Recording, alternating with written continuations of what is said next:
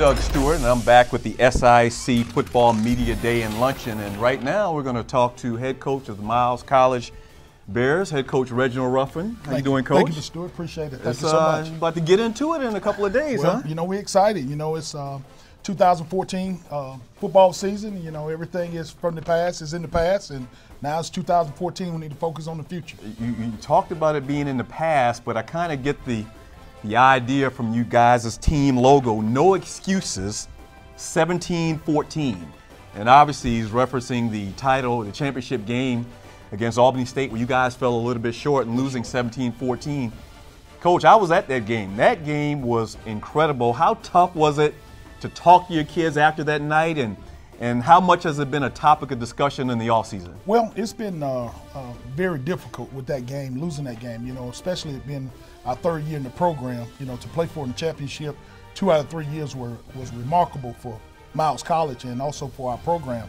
And, you know, to lose it and not have the opportunity to be champions 2 years out of 3, that kind of was tough. And then to lose it the way we did off the muff, you know, punt and just throwing the interception on the goal line. And, you know, we had our chances. Like I say, the ball bounced, you know, here or there. We had an opportunity to win that game, and we didn't finish. We didn't do the things we needed to do, and my hats went off to a good, well-coached Albany State football team.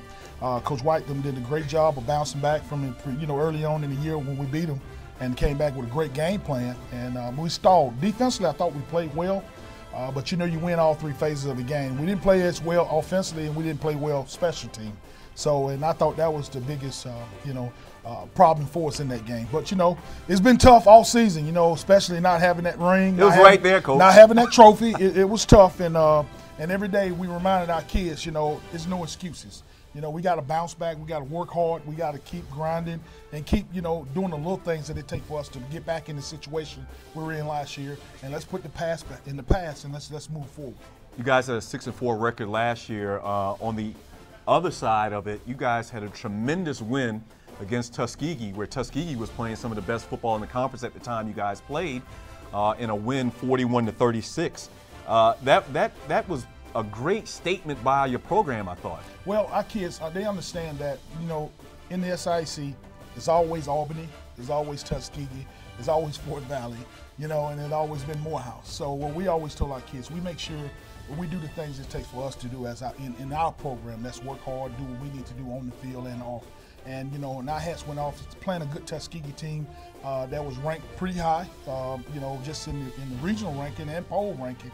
And, you know, our kids bounced back, and, you know, from the Central State loss, we got on the winning trail. Then come back the week before, and that Stillman, I thought, really took a lot of life out of us, that Stillman, because we had to come back in the waiting seconds of that game, and then to get in the situation to put that many points up against a good Tuskegee team. And I'm very proud of our kids, and the way our coaches did a great job of getting them and preparing them. And our kids were fired up. They were fired up to know that we always been the second tier to everybody, and our kids beginning to believe that, you know, anything is possible. You just got to keep working at it. And you can kind of tell from your schedule, you guys go into the season this year, you're going to take on West Georgia, but you also travel to what's been a MEAC powerhouse in the Hampton Pirates early in the season. Talk about how excited your kids are to go to Virginia. Well, you know, and you know, you take Winston-Salem, all the history that they have had, you know, in the last couple of years with Cornell Maynard, Coach Maynard. Right. He has done a great job at Winston-Salem, so I know he's going to do a tremendous job there, you know, at Hampton. But our main focus is Shaw University. You know, we have Shaw University first game, and then West Georgia, and then Hampton. But, you know, going up to Hampton, I think is a big, you know, booster for our program to see, you know, how we match up against the FCS school. We hadn't played one, you know, in a while at Miles. I know I have not played one. And, you know, we just want to see how we match up. And I think it's going to be a great game, you know. Well fought, hard coach. Everybody's doing what they need to do to win that game.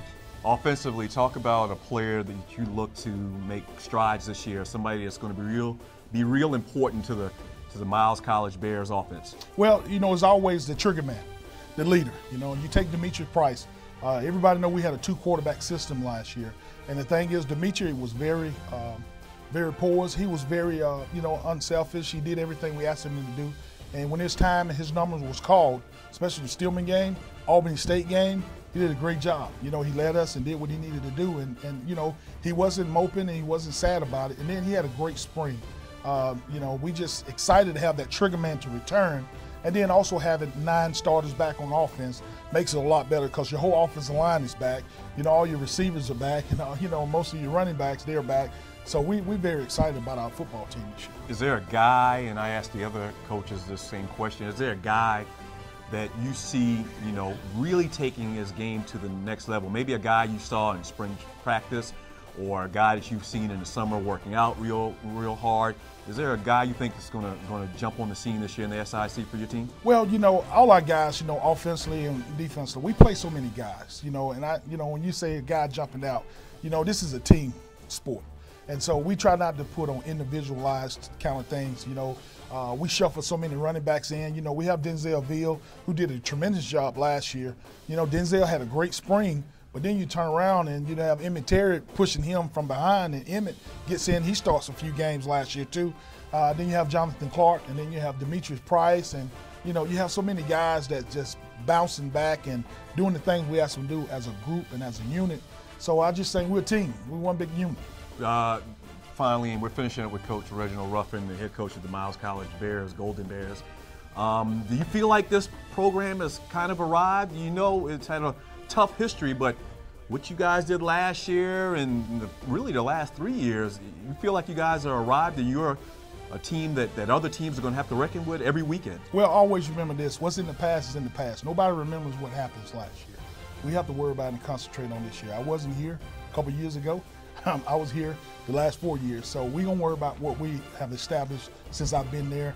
And, you know, we're just going to continue just 1 foot forward, 1 step at a time, make sure we're doing the right thing. Head Coach Reggie Ruffin, make sure you check out SIAC.com as well as hashtag SIAC. We're at the Doubletree Hotel by Hilton in Montgomery, Alabama. More up next with SIAC head coaches.